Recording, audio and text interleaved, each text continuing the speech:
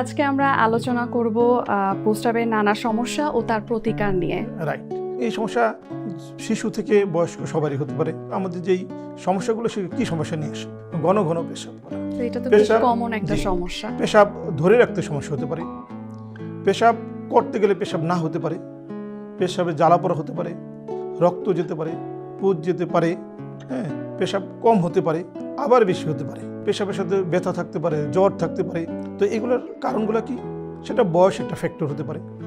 তারপরে তার যে রোগবালাই অন্য যেমন ডায়াবেটিস থাকলে হতে পারে, প্রেশারের কারণে হতে পারে, প্রেশার যদি কোনো ওষুধের কারণে হতে পারে।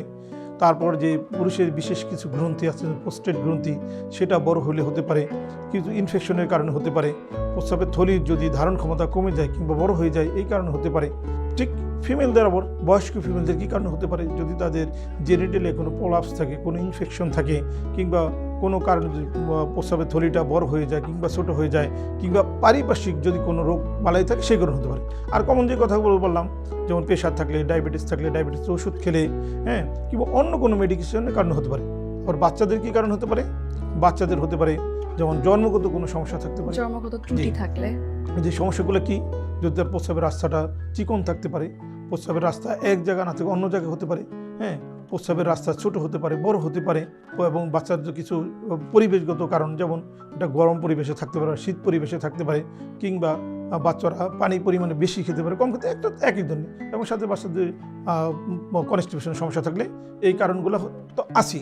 তারপরে কিছু আন্ডারলাইন কিছু কজও থাকতে পারে, রোগের কারণে হতে পারে বাচ্চাদের, যেমন কোনো অবস্ট্রাকটিভ কোনো রোগ থাকতে পারে, পোস্টেরিয়র বাল্ব থাকতে পারে, যেমন মেটাল স্টেনোসিস হতে পারে, স্ট্রিকচার হতে পারে, ফাইমোসিস হতে পারে, হ্যাঁ, তারপরে প্রস্রাব দুইটা নালী থাকতে পারে, অর্থাৎ অনেক রোগ, অনেক ধরনের সমস্যার কারণে হতে পারে। সেইগুলো তো আমাদের কাছে তো আসবে, এক একজন এক একটা রোগী সমস্যা নিয়ে আসবে, তো এগুলো তো সামারাইজ করতে হবে। আসলে যখন একটা রোগী আসবে তখন আমরা কী করব, সেটা হলো একটা কমন কথা হচ্ছে, আমাদের তার একটা ডিটেল হিস্ট্রি নিব। হিস্ট্রিটা কি, আগে দেখেন যখন এই যে পরীক্ষা নিরীক্ষা ছিল না, যখন তেমন পরীক্ষা নিরীক্ষা আবিষ্কার হয়নি, তখন কিন্তু হিস্ট্রি, কথাবার্তার রোগ বের করতে, চিকিৎসা হতো এবং রোগীরা ভালোই থাকতো। এখন যুগের সাথে অনেক পরীক্ষা নিরীক্ষা আসছে এবং সেটা আরও এগুরেট করা সম্ভব হচ্ছে। তো কি, আমরা যখন একটা আমাদের এই সিমটম নিয়ে কোনো একটা রোগী আসবে, তখন স্যার আপনারা কি করেন? যখন পুরুষ হয় কিংবা মহিলা হোক কিংবা বাচ্চা হোক, তখন আমরা তাদের হিস্ট্রি নিব। তার পেশাব কি করতে পারে কি পারে না, কতটুকু পারত, এটা কতদিন আগে থেকে, তার পরিবেশে কোন পরিবেশে থাকে, তার জন্মগত কোনো সমস্যা আছে কিনা, যেগুলো প্রথমে বলেন ওই জিনিসগুলো আমরা জেনে নিব, সে কোনো ওষুধ খায় কিনা, তারপরে তার অন্য কোনো রোগ বালাই আছে, এগুলো একটা ডিটেলস একটা হিস্ট্রি নেব।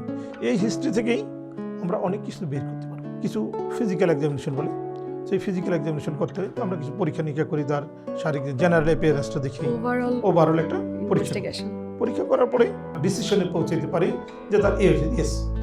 আচ্ছা স্যার, কি ধরনের পরীক্ষা নিরীক্ষাগুলো করেন আপনাদের কাছে আসলে? প্রথমে আমরা urine routine and microscopy examination. সেই ইউরিন রুটিন মাইক্রোস্কোপি করলে কী পাবো, আমরা কিছু যদি ইনফেকশন হয় পাঁচ সেল পেতে পারি, আমরা কিছু রক্তকণিকা পেতে পারি। তারপরে আমরা যদি কোনো অর্গানিজম হিসেবে কালচার করলে সেটা কোন জীবাণু দ্বারা সেটাও পেতে পারবো, এবং কোন ওষুধ কাজ করছে সেটা বলতে পারবো। আর দুইটা টেস্ট আমাদের করতে হয়, যেমন সিরাম ক্রিয়েটিনিনটা করি, সিরাম ক্রিয়েটিনিন করলে আমরা কিডনির অবস্থাটা বুঝতে পারি, এবং একটা আলট্রাসোনোগ্রাম করলে আমরা রোগ সম্পর্কে একটা আইডিয়া পাই। আর যদি বয়স্ক লোক হয় তাদের একটা সিরাম পিএইচি করি, একটা ইউরোফ্লোমেট্রি করি। এই পাঁচটা টেস্ট করলে আমরা প্রায় 80 থেকে 90% কনফার্ম হয়ে যাবে। এখন গ্রামের লোক কিভাবে বুঝবে? আসলে এই যে সমস্যাগুলো আমরা বললাম, এই সমস্যাগুলো যদি নিয়ে তারা ন্যূনতম একজন জেনারেল ফিজিশিয়ান বা নিকটস্থ কোনো চিকিৎসকের শরণাপন্ন হয়, তার নিশ্চয়ই, এখন তো গ্রামগঞ্জ অনেক উন্নত হয়ে গেছে, এই পরীক্ষাগুলো উপজেলা লেভেল, থানা লেভেল, ইউনিয়ন পরিষদ, ইউনিয়ন লেভেলে হয়। এই পরীক্ষা করলে তার একটা সিদ্ধান্ত পৌঁছতে পারবে যে ইয়েস, তার সমস্যাগুলো হয়েছে, প্রস্রাবের মধ্যে তার ইনফেকশন আছে, কিংবা তার কিডনিতে কোনো সমস্যা আছে, কিংবা প্রস্রাবের রাস্তায়, যে আমি যেটা বললাম ইন্টার রাস্তায় কোনো সমস্যা আছে, এটা তার ধরতে পারবে। এরপর ধরা পড়ার পরে অধিকাংশ চিকিৎসাই আমাদের যে ইউনিয়ন কিংবা থানা লেভেলে যে ফিজিশিয়ানরা আছে তারা চিকিৎসা দিতে পারবে। এরপরে যদি তারা মনে করে যে সেটা ওই ফ্যাসিলিটি নাই, ডিস্ট্রিক্টে পাঠাতে অথবা বিশেষজ্ঞ চিকিৎসকের পরামর্শ হতে পারে। সেক্ষেত্রে যদি মনে করেন যেগুলো ডেফিনেটলি চিকিৎসার প্রয়োজন হয়, যেমন বিশেষ করে যদি প্রস্রাবের রাস্তা ন্যারো থাকে, হ্যাঁ, যদি যেটা স্ট্রাকচার হয়ে গেলে সেক্ষেত্রে তো বিশেষজ্ঞ চিকিৎসার প্রয়োজন। যদি কোনো কারণে পাথর হয় সেটা বিশেষজ্ঞ চিকিৎসকের প্রয়োজন। যদি পোস্টেড বড় হয় সেগুলো ইউরোলজিস্টের বিশেষজ্ঞ প্রয়োজন হয়। তারপরে কিছু কিছু যেমন চিকিৎসা আছে যেটা এত কিছুর পরেও অনেক সময় অনেক কিছু করা যায় না, হ্যাঁ। যেমন কিডনি থেকে হয়তো কোনো সমস্যার কারণে হয়, সেটা অবশ্যই তো নিকটস্থ চিকিৎসকের পরামর্শ করতে হবে। তারপর অনেক সময় দেখা যায় কিডনি ফেলিওরের কারণে যদি কোনো করে ডায়াগনোসিস গ্রামগঞ্জে বুঝতে পারে যে কিডনি ফেলিওর, ক্রিয়েটিন লেভেল যদি বেশি পরিমাণে হয়ে যায়, অর্থাৎ এই রোগগুলো যদি দীর্ঘদিন পুষে রাখে বা পালতে থাকে, কিংবা জন্মগত কোনো কারণ হয়, কিংবা তার প্রেশার, ডায়াবেটিস এই রোগগুলো থাকে, তাহলে অনেক সময় কিডনি সমস্যা দেখা দিতে পারে, কিডনি বিকল হয়ে যেতে পারে। কিডনি বিকল হয়ে গেলে সেই ক্ষেত্রেও আছে অনেক চিকিৎসা, যেমন প্রাথমিক মেডিকেশনের সাহায্যে, কিংবা তার ডিজিজটাকে, প্রিভিয়াস ডিজিজকে কন্ট্রোল করার মাধ্যমে, অথবা ডায়ালিসিস কিংবা ট্রান্সপ্লান্টের মতো বড় অপারেশন এগুলো করা সম্ভব।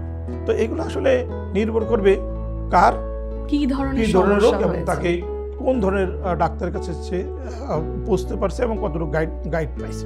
তো এগুলো করার পর দেখা যায় একসময় সে প্রপার চিকিৎসা পায়, এবং সমস্ত চিকিৎসাই আমাদের এই দেশে, বাংলাদেশে করা সম্ভব। অর্থাৎ ছোট একটা সার্কামসিশন থেকে শুরু করে আপনার কিডনি ট্রান্সপ্লান্ট পর্যন্ত সবই আমাদের দেশে হয়, সবই করা সম্ভব, এবং সব চিকিৎসা এই দেশে মানুষ পেতে পারে যদি প্রপার জায়গাতে মানুষ পৌঁছতে পারে। স্যার, আপনাকে অনেক ধন্যবাদ। আপনার কাছ থেকে মূল্যবান তথ্যগুলো আমরা জেনে নিলাম। ধন্যবাদ আপনাকেও এবং দর্শকদেরকেও যারা এতক্ষণ অনুষ্ঠানটি দেখছে।